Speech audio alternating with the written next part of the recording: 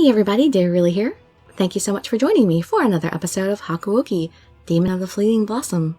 We are on Okita Souji's route, working toward his third ending, which is hopefully a good ending. Oh, so apparently there's 5 endings actually. The first ending didn't really count.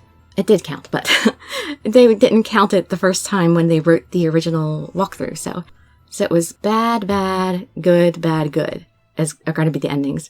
So this should be a good ending, then we'll have a bad ending, then we'll have another good ending. I hope.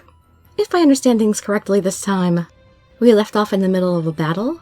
You can just sit back, relax, and let me read you a story. His tone was casual, but I could see his jaw tighten as he spoke.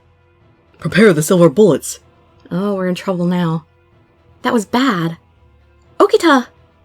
We could shrug off normal bullet wounds easily enough, but if we were hit by silver bullets... Stay behind me. His words left no room for argument, and he set to work immediately, killing as many men as he could reach. Even so, we found ourselves surrounded by nearly 30 men. Things were looking bad, when suddenly... What is this? With a deadly hiss, black blades appeared out of nowhere, flying through the air to slam into the enemy soldiers. Yamazaki? Let's go. I'm here to help. I recognized that voice. Who are you? Another Shinsengumi? It's about time you showed back up again, Yamazaki. Yamazaki's eyes didn't waver from Okita and myself. I'll take the rear. Go. Before he'd even finished speaking, Okita was on the move. I followed one step behind. The Imperial soldiers had been thrown into disarray by Yamazaki's appearance, but their confusion wouldn't last. This was our only chance to escape. Don't let them get away! Fire! Fire! The men shook themselves and raised their guns. Shuriken flew from Yamazaki's fingers. I heard the wet thunk of each one striking flesh, followed by the screams of his targets. With Okita's sword and Yamazaki's help, we could break through, we could escape.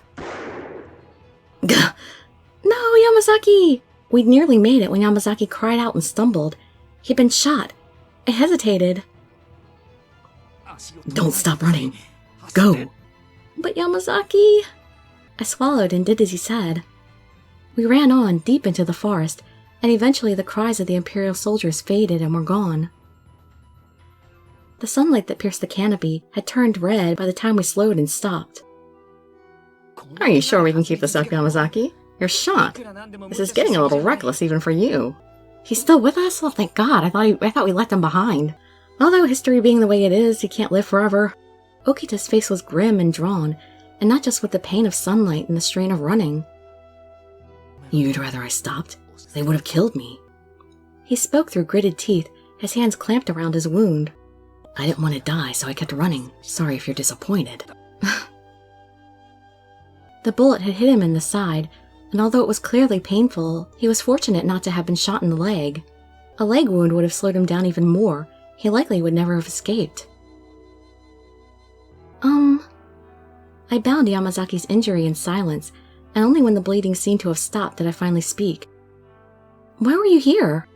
It didn't seem quite right to press him for information when he was wounded, but the question had been eating at me since he'd first appeared.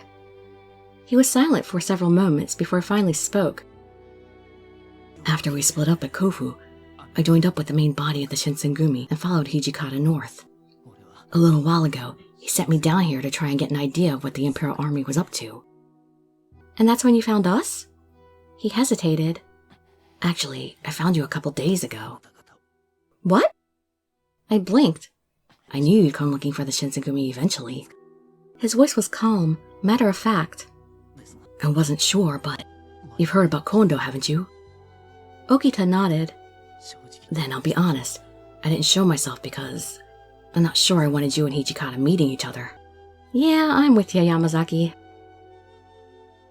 Because I might kill him. Yamazaki said nothing. I didn't want to make contact, but I couldn't exactly forget I'd seen you either. So I followed you for a couple of days. You were spying on us? Yes. They glared at one another for a few moments before Okita looked away. He sighed. Oh, I can't believe I didn't notice you. I hadn't noticed either, of course, but Okita looked significantly more put out. Because he's supposed to be more observant, he's trained for this stuff. Then that just goes to show how much of a toll this journey has taken on you. Yeah, maybe. Okita shrugged. Some of the tightness in his face melted away and he smiled. Well, you don't need to apologize or anything. It's my fault for not smelling you out. And you did save our lives. Yamazaki looked stunned. It took him his eyes. It took him only a moment to recover his composure, but when he spoke, there was a different tone to his voice. You've changed. A lot. Kind of a backhanded compliment, isn't it? Their eyes were smiling, and the tension of a few minutes before was gone. Things felt right again. So, what are you going to do when you see Hijikata? Well, I haven't figured that out yet. Maybe I'll kill him, or maybe he'll kill me. Honestly, I don't know.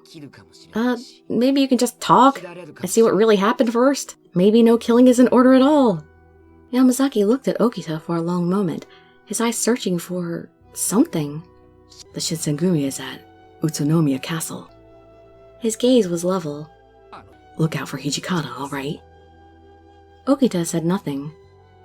You guys need to make up. I think I'm going to rest here for a bit. All this talking made me tired. Yeah, the talking, not the bullet wound. That has nothing to do with it, right? He closed his eyes. Tell Hijikata that I'm going to be a little late, but I'll join him soon. Yamazaki. We said our goodbyes to Yamazaki and made our way to Utsunomiya Castle. By staying to the forest, we managed to avoid any further patrols, and soon found ourselves outside the castle town. Just as Yamazaki had said, it was clearly occupied by the Shinsengumi and soldiers from the former shogunate. Alright, let's go. He stepped forward toward the town. Okita. He might fight Hijikata, and Hijikata might die, or perhaps Okita himself would die. I didn't want to see either of those things come to pass. I felt as if I had to say something, but what I didn't know. Are you really going? The words felt childish even as I said them. Do you really have to do this? I knew I was acting like a fool, but I had to stop him. Well, we didn't come to Utsunomiya for fun, did we? Well, we could be coming just to join back up with our old friends. His mouth had twisted up into a wry smirk. If you don't want to go, you can wait here. I don't mind. He turned to walk away. Wait! I couldn't give up. Don't kill him. Please, don't kill Hijikata. Okita's eyes narrowed, and I could feel his gaze boring into me. When he spoke, his tone was half question, half demand. Are you worried about Hijikata? I'd be lying if I said I wasn't. I hesitated only for a moment before answering. But I'm more worried about you. I don't want you to kill him. Okita is more important to me by far, but if Hijikata dies, you'll be sad. You might not say it, but you will be. He could take a life with a smile on his face, but Okita wasn't nearly as cruel as he claimed. If he killed Hijikata out of anger, I had no doubt he would never forgive himself. Okita had been through so much already. I just don't want you to be sad anymore. My words felt so small. Okita looked surprised, but that quickly softened into tenderness.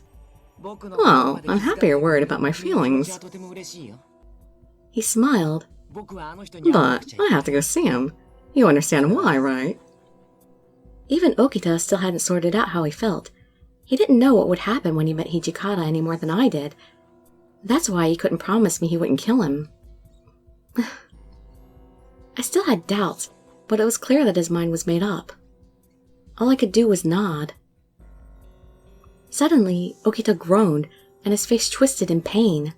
Oh, not now! White flooded his hair, and though agony squeezed his eyes to slits, I could see they were red.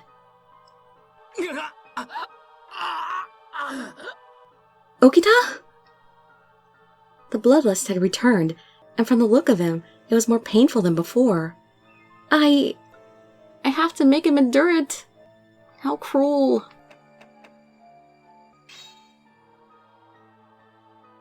I held him tight as his body writhed in agony.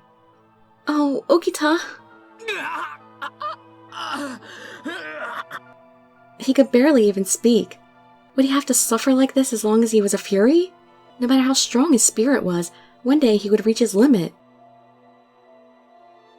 And me too.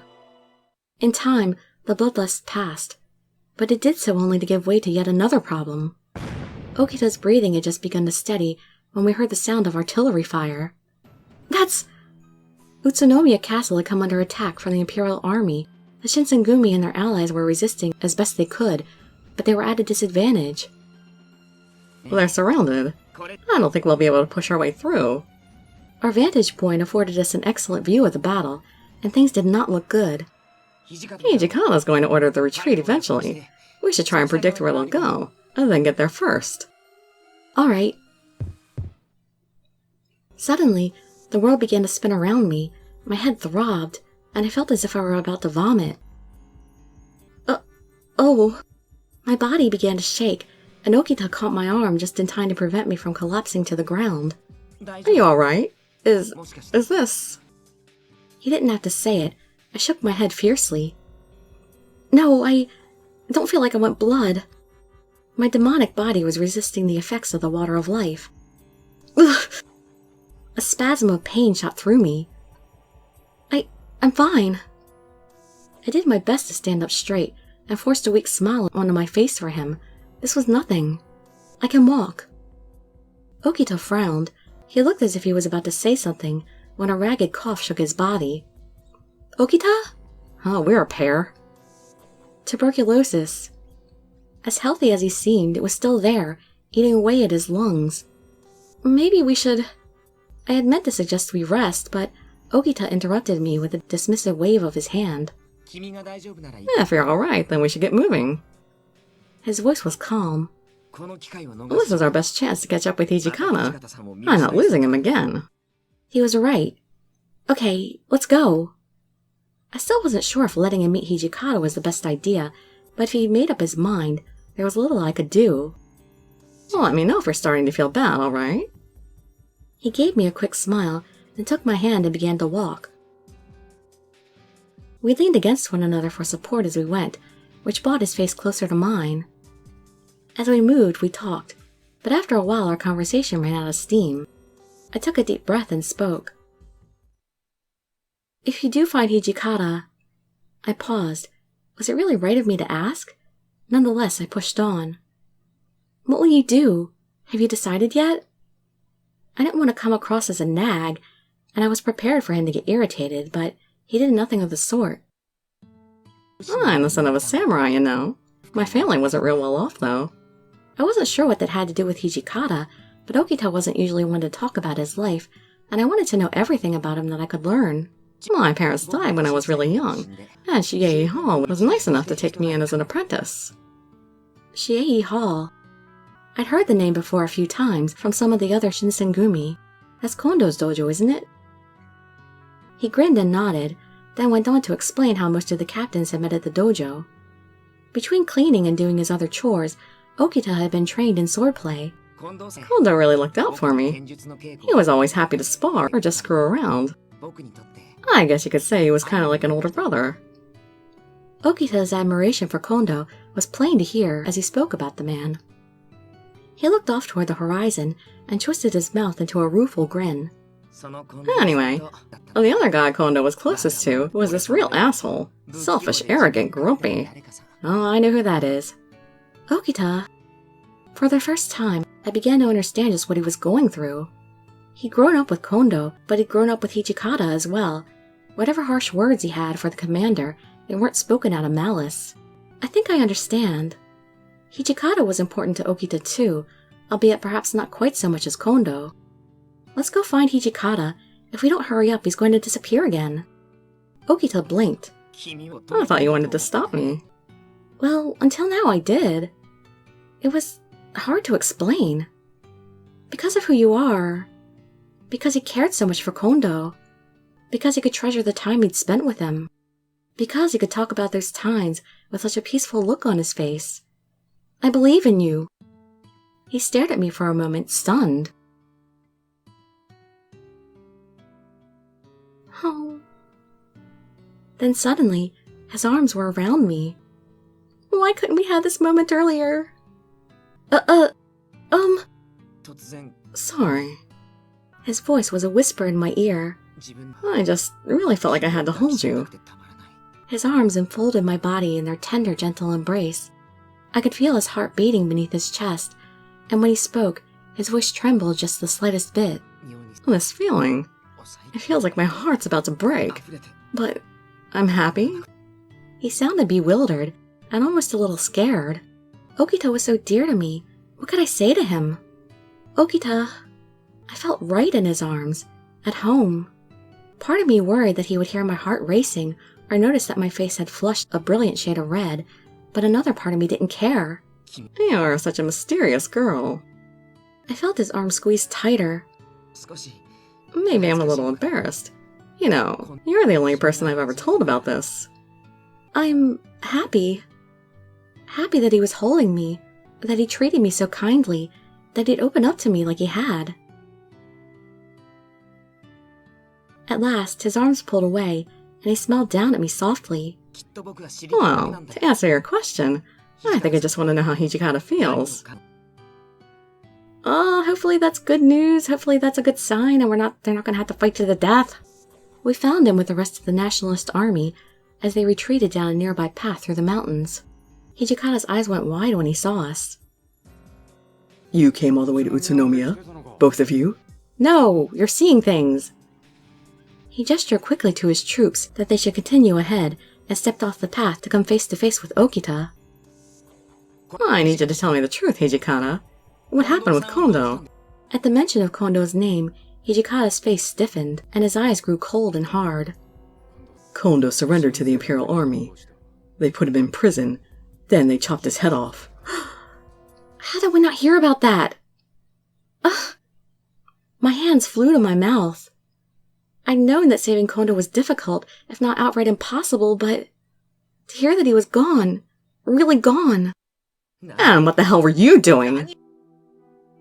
Okita's fist held a handful of Hijikata's collar, and he snarled at the commander like a furious animal. You were there, with him. How could you let him surrender? It was the question he'd been mulling over in his mind all the while from Edo, and now finally he would have his answer. Why didn't you save him? God damn it, Hijikata. You could have saved him. I know you could have. I couldn't. Hijikata's voice was close to breaking, and the ice was gone from his eyes. I wanted to save him. I tried. You think I wanted to let him do that? Maybe not, but now he's dead. His voice was little more than a murmur. Souji. Okita's limp hands fell from Hijikata's collar to dangle at his sides. There was a moment of silence. And Okita's fist slammed itself into Hijikata's jaw with a resounding crack that threw the other man to the ground. I'm gonna let you off with that, but don't be thinking I forgive you. Hijikata climbed slowly back to his feet, glaring at Okita. Maybe I've changed. I think I understand some things now that I didn't before. He didn't seem to be speaking to the commander anymore, and Hijikata looked at him with sudden confusion. After a moment, Hijikata sighed. Kondo chose to die so that the rest of us could get away.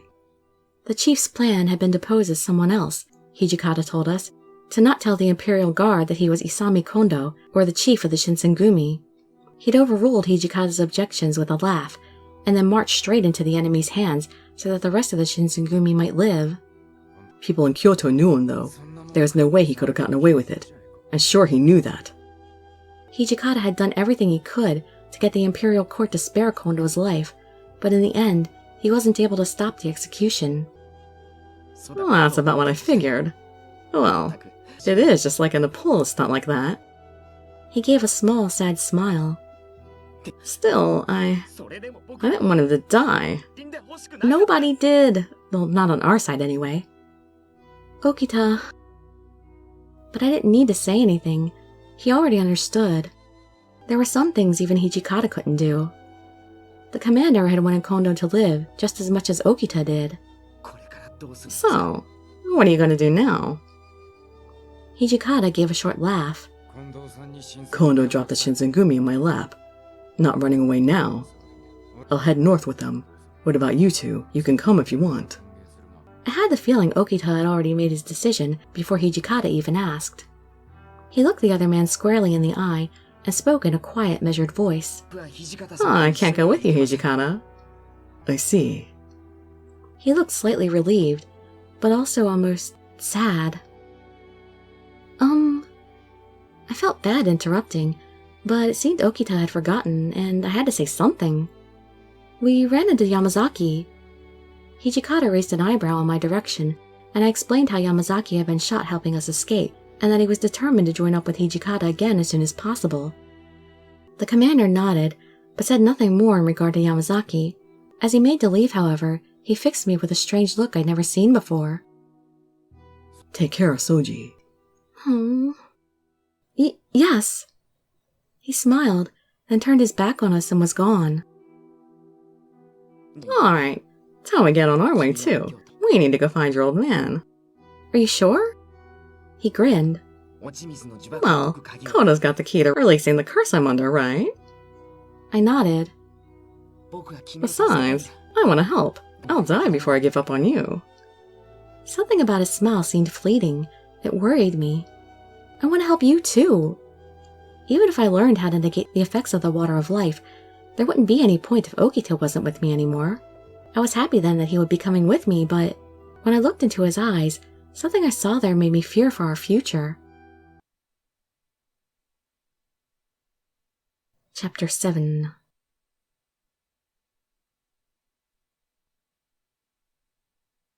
June 1868.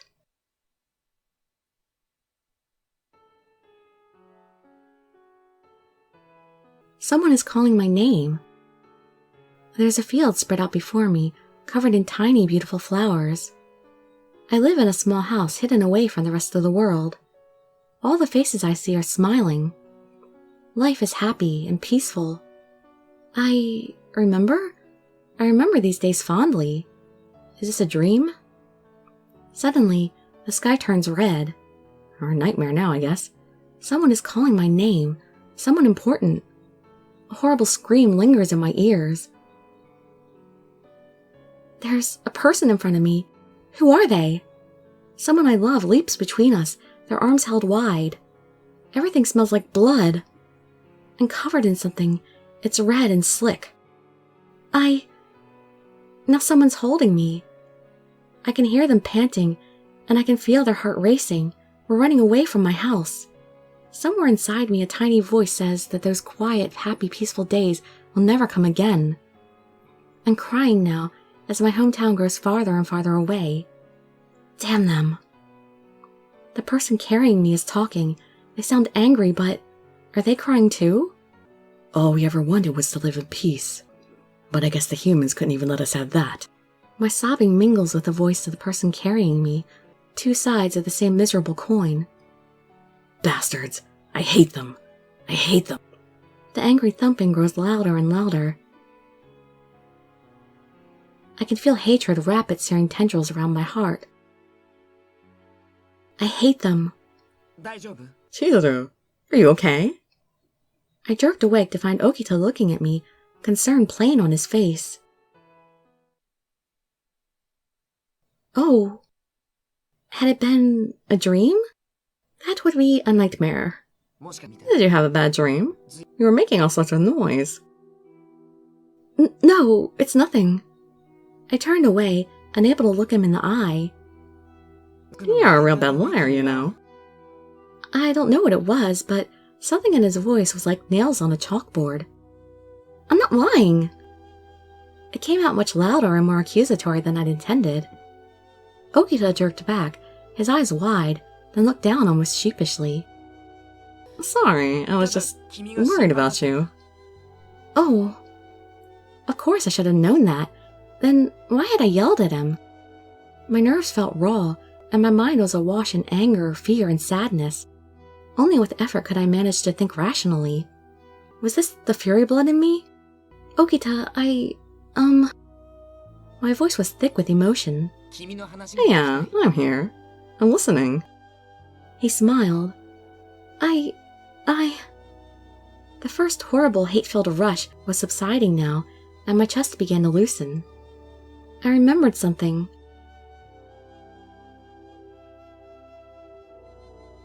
I told him about the dream, how we'd lived simply and peacefully, happy and hidden from the world. We didn't want to fight. We just want to live in peace. But the humans came anyway. They killed everyone. We hadn't done anything. I could feel the hate and anguish stir in my breast again. They killed us for wars and their pride. Parents, children, everyone. They killed them all. They murdered an entire village. I didn't want to hate humans. Some of them were bad, true, but there were many more who weren't. And were there good ones, a voice said in my head, on the day humans massacred your family? I can't even make sense of my own feelings. The hatred I felt for humans flowed in my veins, gripped at my chest, and pounded against the inside of my skull. I'd never felt anything like it before. Even as I struggled, the hate drove out everything else. I could feel my mind begin to slip. I heard the sound of a footstep on the grass nearby. Then, you finally remembered? He stood before us, a sad smile on his face. How'd you find us? His voice was hard. Oh, that wasn't hard. You fought the Imperial Army at Utsunomiya, right? Oh. Once I heard you were heading north, it was easy to guess where you were going. Here.